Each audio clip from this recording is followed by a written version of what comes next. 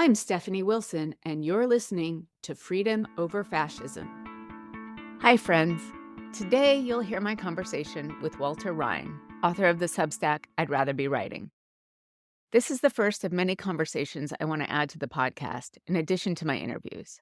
Today, Tuesday, April 1st, we talked about rural America, reaching unengaged voters, how to convert a couple of MAGAs here and there, and how Democratic leaders need to show some fight.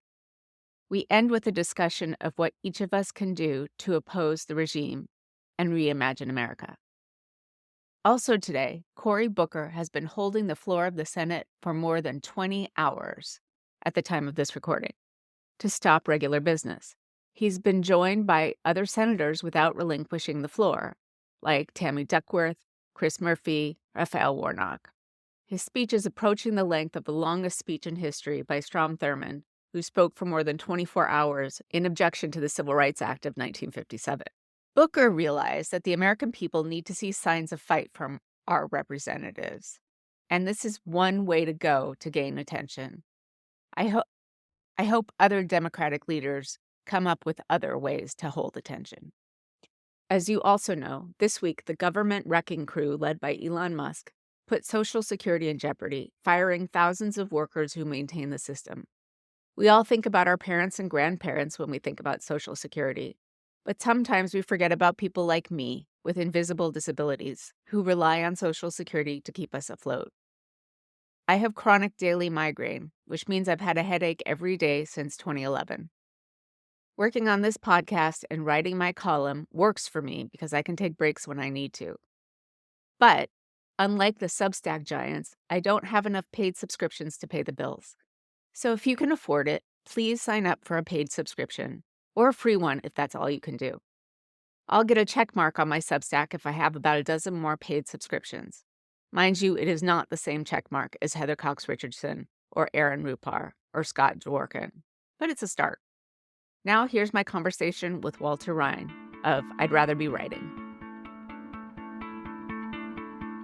Walter Rhein, welcome to Freedom Over Fascism. And I know you're going to welcome me to your podcast because this is a joint podcast, which is a first for me. And I just want to tell our listeners that we're just going to have a conversation here. And we both believe that cross-pollinating ideas is the best way to go. So here's Walter, and he's going to introduce himself. I am Walter Rhein of I'd Rather Be Writing, and today, yes, I'm with Dr. Stephanie Wilson, and you write Freedom Over Fascism. So I we do. just have intersected each other on Substack, and we just want to, as I've seen with many people, collaborations are the key today, reaching out, sharing ideas, and just encouraging each other. And I encourage other people to do this either with you and me or with each other. And I find one of the big things from this is I learn from it, and I always feel better when I get done, as if we are more empowered to take on the challenges that are confronting us today. So I'm looking forward to I today's think conversation. that's true. I think that there's something about connecting, whether we do it online or in person, that we've somehow lost.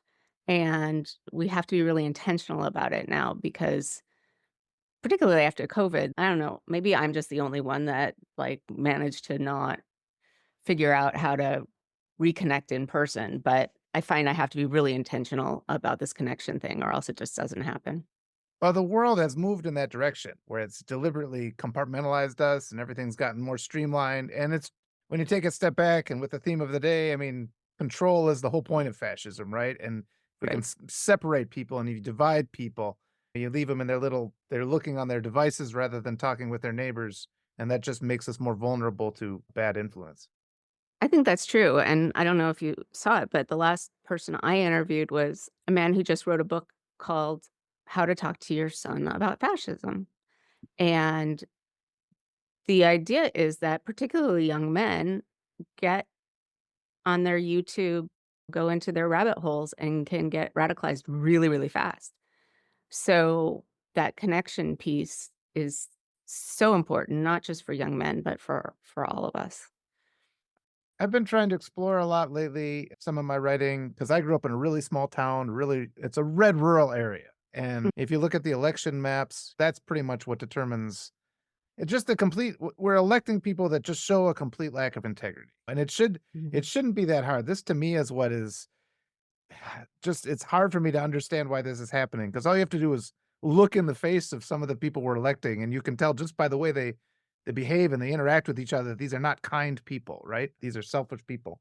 So I'm just trying to figure out what it is from that rural background that so effectively indoctrinates us with this kind of thinking.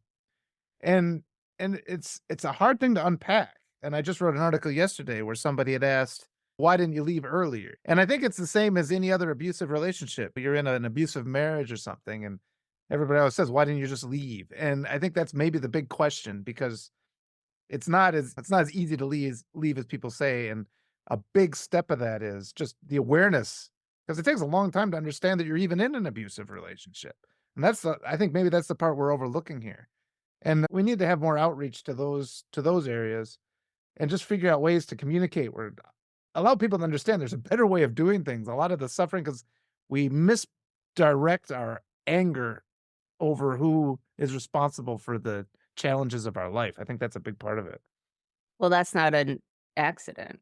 Yeah, absolutely. That's exactly what the fascists, the regime, the people who wanna control us want us to do, right? Heather Cox Richardson, who everybody should be reading, listening to, whatever, once said, "If there are 10 people in the room, 2 of them, if they can get the other 8 to turn against each other, they Yeah. can control the entire room." And so that's what they're doing right now, and they have been doing it, the Republicans. I mean, I don't think a lot of people realize how long this project has been going on. I mean, we're talking Goldwater, not even Nixon, right? So they've changed with the technology. They went from newsletters to radio to podcasts to TV to all their YouTube channels, but they've been attempting to divide us for more than 50 years. Allison Wilkes had a wonderful article about it, and she made a strong argument that goes all the way back to the Civil War. So I think Yeah. there's some I think there's truth in that too. There's just lingering problems in American society that have never been addressed. There's lingering problems in the whole world that have never been addressed. And we've got this mechanism where it's so hard, and this gets back to recognizing you're in an abusive relationship. I mean, when you're in an abusive relationship, there's just things you're not allowed to talk about. You're not allowed to Mhm. talk about your spouse's infidelities or even though it's totally obvious, right? So you live in this kind of gentleman's agreement where there's only some parts of reality that you even recognize. And that I think is what we have in our entire culture today because there's so many things like reparations for human slavery is something we've you can't even get a conversation going about that. We can't get a conversation going about universal health care. And the various crimes, I mean, you look at the crimes of various religious groups throughout history. We're not allowed to even discuss that, have a realistic conversation. We don't discuss where racism even comes from or what the origins of white supremacy are. Instead, we go right to denial. And everything is connected. I talk with Will Fullwood of the Contraband Wagon frequently, and he is he's focused on the question of racism, but all of these things are connected. There are various ways to other human beings. There are various ways to establish scapegoats for the other problems so that the real people that are perpetrating these crimes and making our life difficult get to skate away and go free and have lives of luxury while the rest of us suffer. And yeah, it's just a lot of that is because we've got these blinders on, these socially installed blinders. And that maybe our I don't know, partly I'm getting to the idea where I think our focus needs to be identifying the blinders and then having those conversations before we even worry about the manifestations that we're seeing today. I think that that is a really good idea. Let me give you a little bit of a counter perspective. So I'm from California originally, and where I grew up was kind of conservative-ish, but then I moved to San Francisco, and then I moved from San Francisco to Boston for graduate school. So I've been in the progressive bubble for pretty much all my life. So we talk about these things, Yeah. but we also have blinders on about what's going on in other parts of the country. I mean, right now, the regime is disappearing people off the streets of the next town over from me, and we never thought that we would be vulnerable to this kind of thing because in general, in Massachusetts, especially in the inner ring of Boston, there's pretty much a consensus that MAGA is horrible and that equality is important, and there's a whole hell of a lot more diversity than you would think. I live in Lexington, the Lexington, and we're about to celebrate 250 years since the Battle of Lexington. And there's this concept where we're in relatively good shape, so we don't even think about the red states and the abusive relationship that you're in. And so I think that's problematic too. And I've been talking for the last several years, I've been working with red states, and I've seen it much more close up than a lot of people who live in these blue states. But one of the main problems not only is recognizing it, but also doing the things that might help, Yeah, meaning running candidates in every seat. We just give up power. absolutely. Yep. Just give it up, right? Not funding thing like, we need to look at the right and say, "Okay, how have they funded this whole thing? And why are we so bad at it?"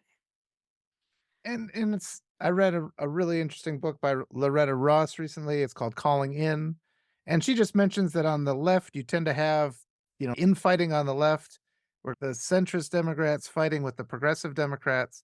It's always bothers me that the energy they're willing to spend attacking like Alexandria Ocasio-Cortez, they only rouse themselves when she's engaged in productive action, use that energy to fight the threat to our freedoms that exist.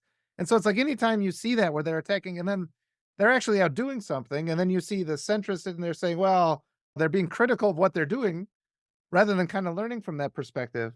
And I think, what, that's really the key to it. I'm in Wisconsin, which is a swing state. It can go blue, it can go red. I am in a red county next to a large blue county. And the more I think about it, I think this is an ideal place to be because I've got a progressive mentality, but 2 out of every 3 people I brush elbows with are probably mega voters.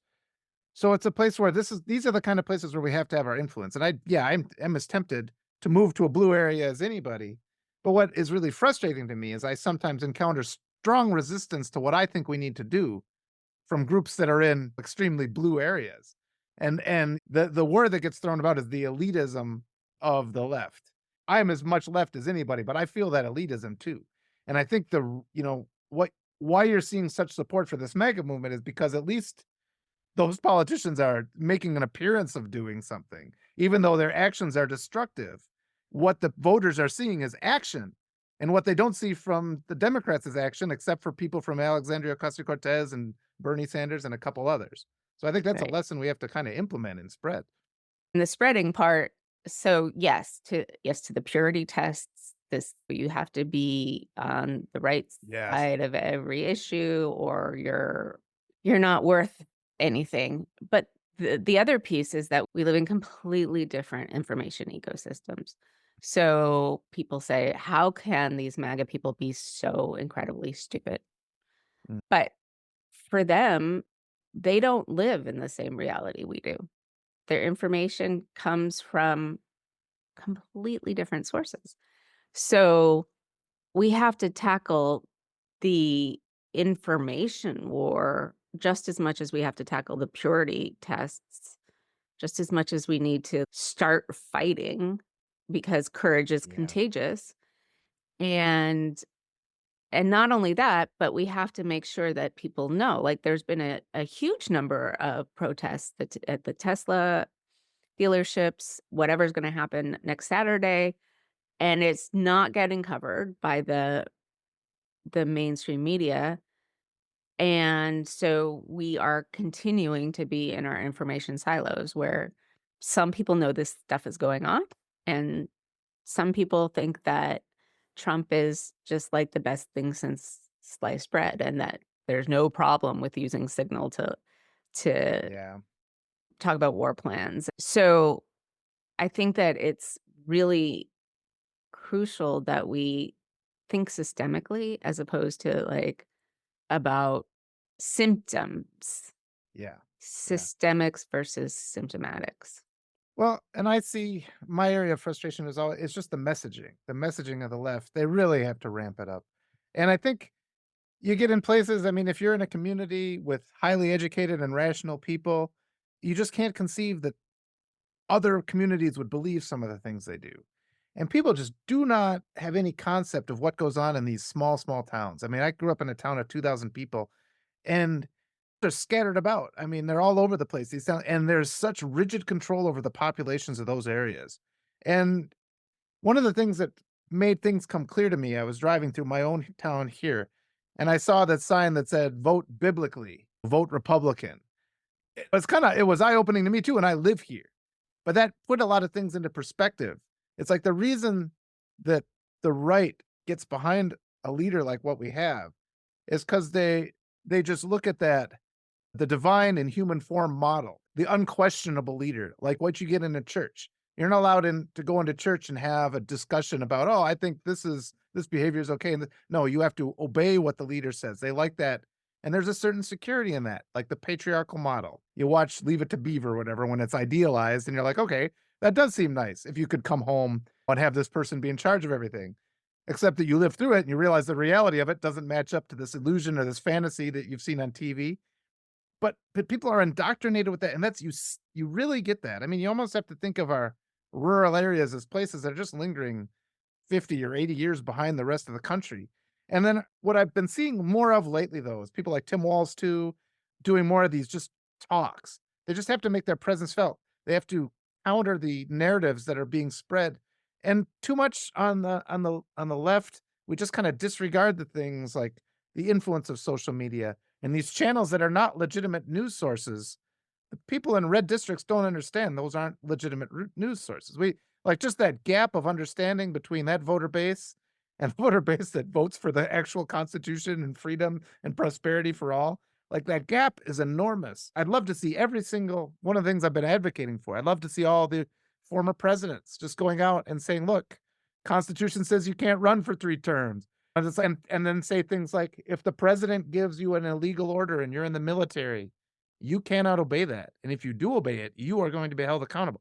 We need to have those messages out there just to at least, instead of talking about nonsensical stuff like changing the name of the Gulf of Mexico or taking over Greenland, we end up talking about these nonsensical things. But there's very, very real issues. And we have powerful people that have platforms that could leverage that platform and actually be effective at combating the MAGA message, and they're just not doing it for I don't know why. Is it out of a sense of decorum that this is not what presidents do? But we've got the president who's currently in the White House is doing things presidents should not be doing, so it's time to act. It is. And it is time to, you mentioned their platforms. Again, how many people out there know that Cory Booker decided to filibuster the Yeah, Senate for as long as he can keep it up and get colleagues to do it, talking about what's going on. Now, that's, as far as I can see, not getting any coverage. And so, what MAGA watches certainly won't see it, but even what the left pays attention to yeah, also isn't seeing it. So there's stuff going on, but we haven't figured out how to leverage all of the different ways of communicating with people on a systemic basis so that the message doesn't matter if no one hears it.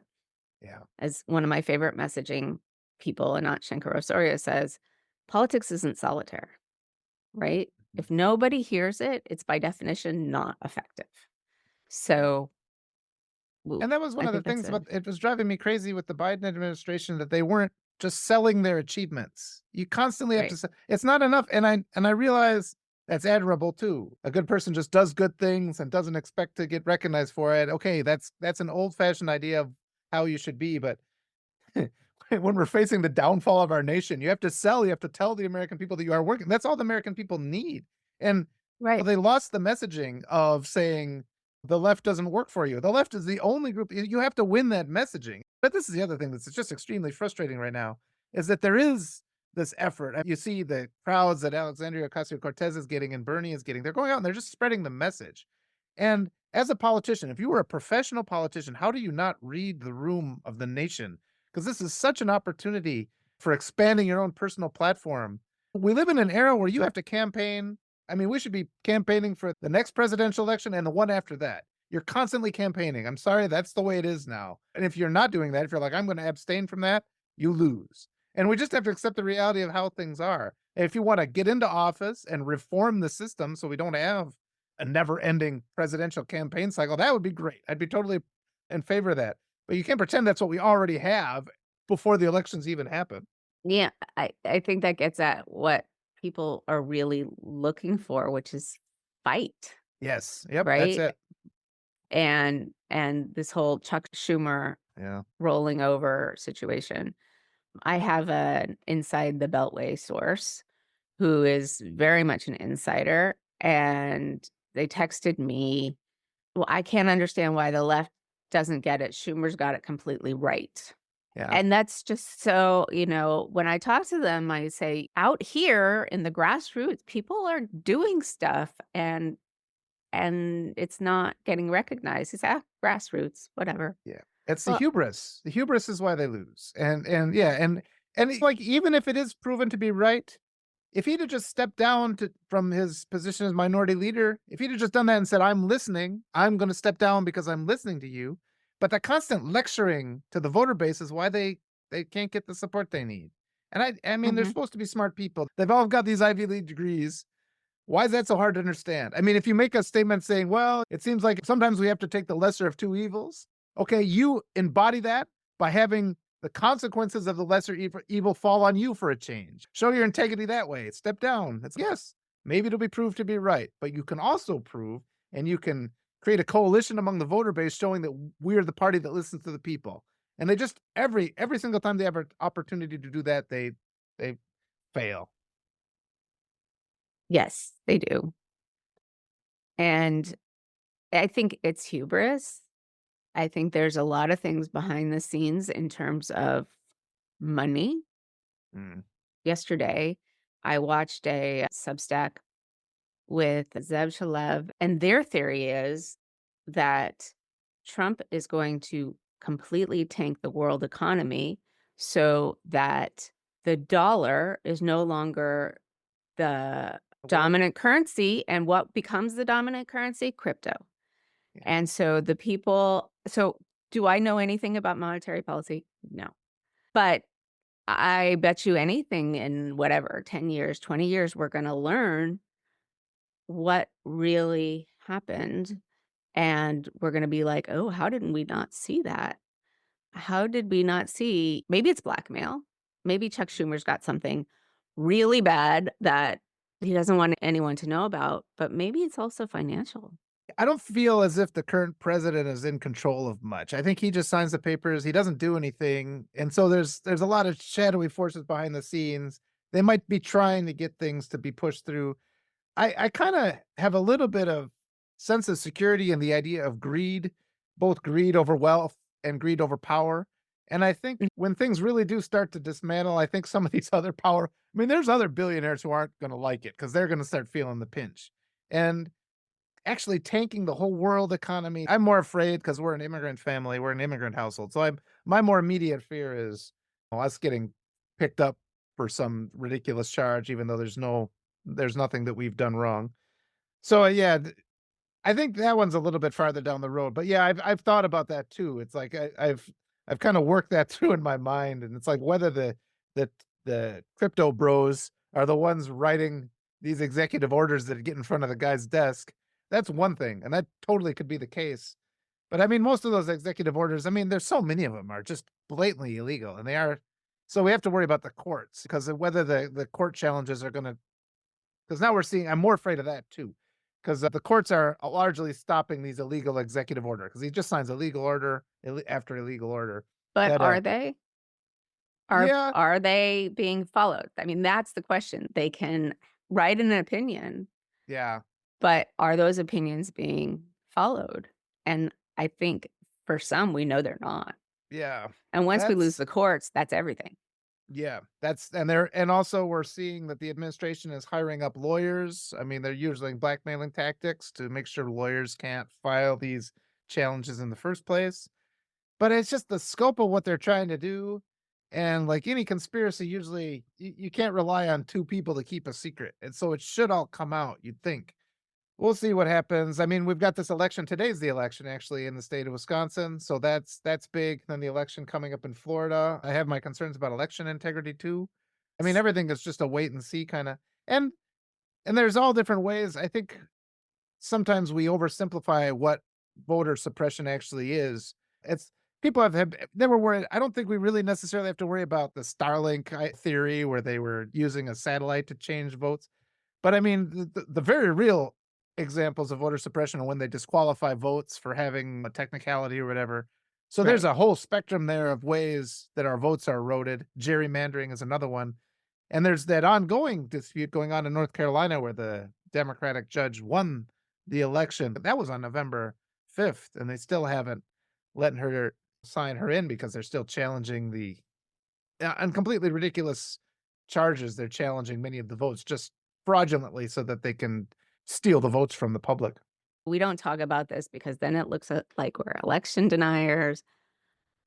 But if you really look back at that election and the number of bomb threats that were Yep. called in and the number of votes that didn't get counted and on technicalities or just because they got lost when they had to leave the building for the bomb threats, Yep. it's just a little bit too convenient that And Trump won all of the swing states by just enough.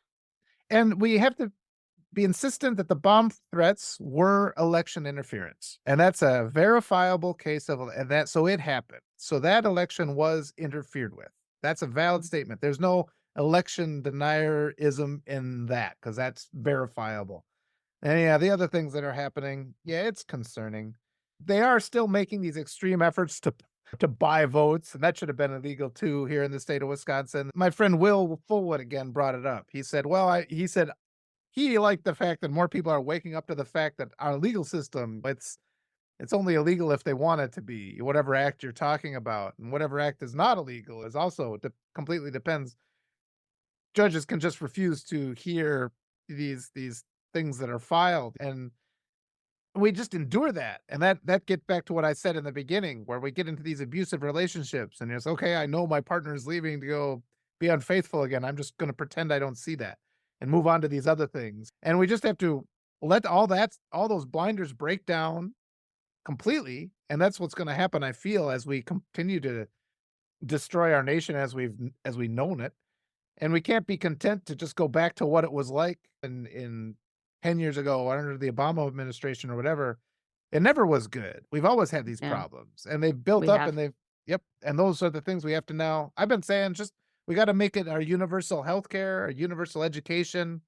We have to do those programs that help all Americans prosper rather than just a chosen few, and if we commit to that message, I think, and we forget about a lot of these other things we're allowing ourselves to be stressed out by, I think if we just take on our winning message and advocate it, I think we'll be okay.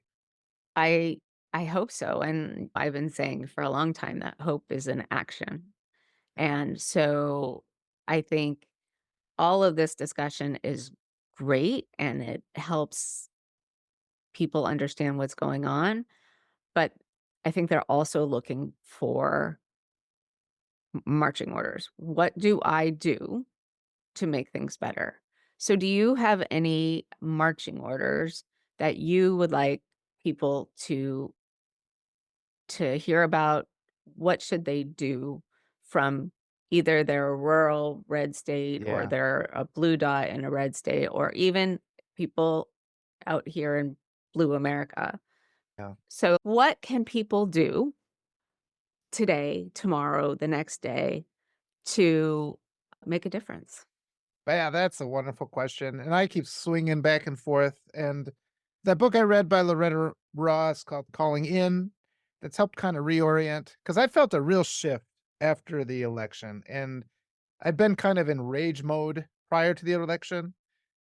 just because of these transgressions, but I just found I just don't have the energy to support that rage anymore. And we have to adopt a strategy where you're not angry. And it's hard because when somebody says something that's blatantly racist or you know, just rude or because they always every single time you interact with the mega groups, they always sign off with some sort of insult.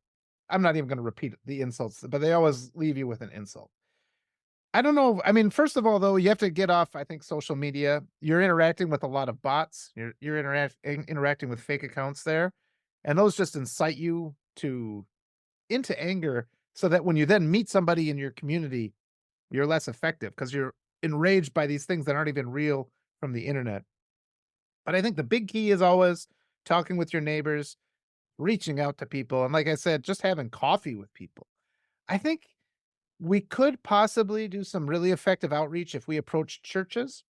In my community, there's a preacher that I know, he's pretty sympathetic, and my wife has gone and helped do backpack giveaways. And I just I'm gonna reach out to him and just say, "Look, my family's an immigrant family, and we get a lot of hostility in this community. And I want you to address the fact that our community is quite racist. It's like my wife endures every year, it's 4 to 5 instances. That's the realistic from somebody out in the field enduring it, of the just harassment." And they say, "Well," and if people it has to be 0. It's like, how would you feel if it was 4 to 5 robberies you had to endure a year? That's not acceptable. And if we could just get those people to start talking about, people of influence to start talking to their groups and saying, let's dial down the rhetoric against immigrants. Let's have respect." Mhm. And I'm gonna go do that we have a community with our school district coming up. I wanna go and have that conversation there too. It's in our school district, we wanna teach accountability, you wanna teach respect. And my family is an immigrant family, and we do not get that in this community. And you say Right. things like that to people where you're not necessarily I think it's counterproductive to go in there and say, "You guys are a bunch of racists." Then they're gonna Freeze tighten up. up. But if I Right. go in there and say, I would just appreciate if you would make more of an effort to treat my kids with respect, both in the school and in the community." And I think that's the kind of thing words like respect, that gets through to the mega mindset because that's one of their calling cards. They have all these words that they makes them instantly tense up. But if you talk about tradition and the family values, but use it like this, it's like my family values are that we're an immigrant family. And our deeply held personal beliefs are that we should be able to speak Spanish. And we also believe in the Constitution. So we have to take their language and then reapply it so that it kind of cultivates this message of unity rather than the message of division that they use. But it's just critical having the personal conversations, getting off the internet, showing up at community gatherings. But then once you're there, you have to make sure you have that righteous warrior mindset, not the rage warrior, and you have to be able to and I find it hard. I have to keep my emotions under control and not get angry and make sure that these are respectful conversations even when they say things that are really disrespectful, and just try to with time you kind of erode their their plaque, their cancer of hostility that they've allowed to accumulate in their mind. You just got to erode that. And then some of them are closer to where you're at. That's another thing to keep in mind. Loretta Ross talks about this. Some people are 100% allies, some are 80% allies, some are like 10% allies. You have more work to do with the people that disagree with you more, but some people are closer than you think. And we can't look at MAGA as just one massive group. There's all Right. kinds of ones. There's some at the fringes in there. And I know we're frustrated, but we're frustrated with the ones that are really zealous about their racism. But there's other ones that we can capture. You can disrupt these movements by only converting 3 to 5% of them. We don't have to convert all of them. Just capture one, focus on those positives, bring them over to our side, and then once they are released, where they go and talk to their neighbors and friends, it becomes this kind of chain reaction effect. And I think we can have success quicker than anybody currently is able to imagine. I'm glad you said that. And it also reminds me of people who have been through revolutions that if you can get 3.5% of your population activated, that's all it takes. Yeah. And we have a really big freaking population. And I also think that as Americans, we have a distorted view of time. We have this idea that things need to happen immediately, Yeah. and our event horizon is just before Trump was elected this time, we thought, "Oh, well, nothing can change because we're America, and this is sort of the end of history." And we don't think, "Okay, well, what's gonna happen in 2 years and 5 years and 100 years when we're looking back?" Because things continue to change. But also, we don't really think about how long it took to make gains in, say, the civil rights movement, Yeah. right? That took from the end of Reconstruction Yeah. to the 1950s and 60s to even get the right to vote, and now it's going backwards again. So our event horizon needs to be more than 2 weeks. Yeah, absolutely. You do have to just and I put it in terms of you can't teach physics in a 20-minute conversation. You need years. And so we have to avoid that failure mentality like we think we haven't done enough. If we talk to somebody and we didn't convert them in that 3 minutes we had to talk to them, then we failed. And it's no, take a success mentality where you said the things that needed to be said. And we have to replenish ourselves because we're exhausted by this fight. And we're exhausted because of our anxiety. And we just have to make our focus on these little victories we have to do because we you are having little victories all the time. On that Dworkin report, he does his daily thing. He's like news that bad for the administration and great for Yeah. us. And he's just this is what happened and focus on that. And because if we give up, that's when we're in trouble. So we have to find that energy to keep going. And remember that rage costs you so much energy. It makes you so tired to just hold on to that rage. So you have to let that go. We have to find the positive things. We have to be joyful.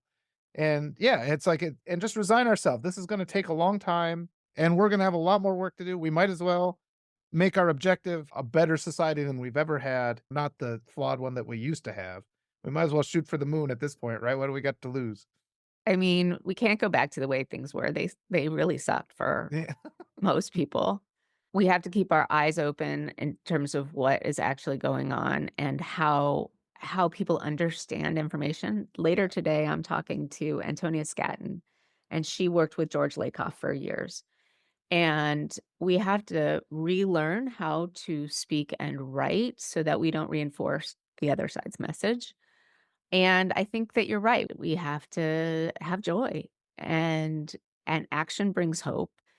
And one of the things that Anat Shankar Osorio says that when it comes to immigration, we've been playing on their battlefield for so long.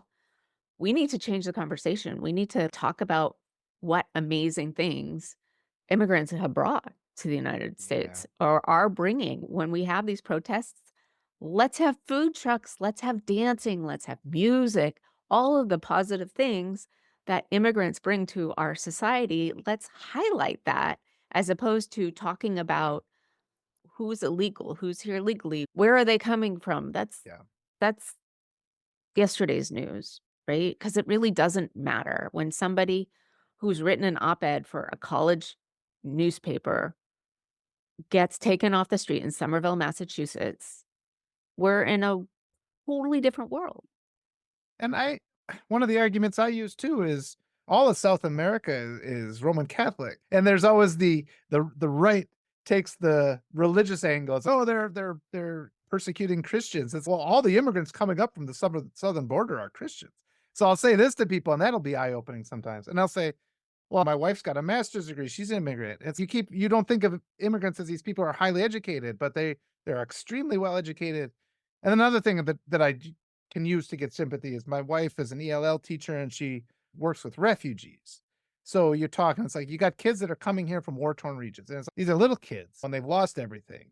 And they're learning English and they're picking up the shards of a broken life. And it's, do you have any empathy for these kids? And it's like, how do you think they feel when somebody screams, "This is America, speak English" at him? And if Right. you're talking to a group of people, even if they are very hardcore red voters, you put it in the terms of little kids and their religion and their education, you can get through to them. And we do have to remember this is a group of people that's been deceived. They've been in this abusive relationship. We have to gently remove those binders. We have to have that intervention so that they can see how they are inadvertently acting against the interests of humanity. I think that that's absolutely right, and I think that's probably a good place to end our conversation. Great. Okay, Great. it's so much. I appreciate so much you having me on, and that was a wonderful conversation. I appreciate the fact that we were both able it wasn't just me interviewing you, it was a back and forth conversation. I think we have a lot to learn from each other, just being in different parts of the country with different ways of being in community that I don't think people really know enough about, not just our neighbors, but our neighboring states and our neighboring regional differences. Yep, and one of the main reasons and Substack has been such a powerful tool to get the word out, and I really have come to realize I grew up in these small, red, rural area, so I know how these populations think, and I really feel I need to be a resource to help kinda spread that understanding, so yeah, it would be wonderful if you wanna have more conversations about this, I would love to do that. I would love to do that too. Thank you for listening to Freedom Over Fascism. Please leave a rating or review wherever you listen. And if you can, please subscribe at www.freedomoverfascism.us. This podcast is part of the Democracy Group.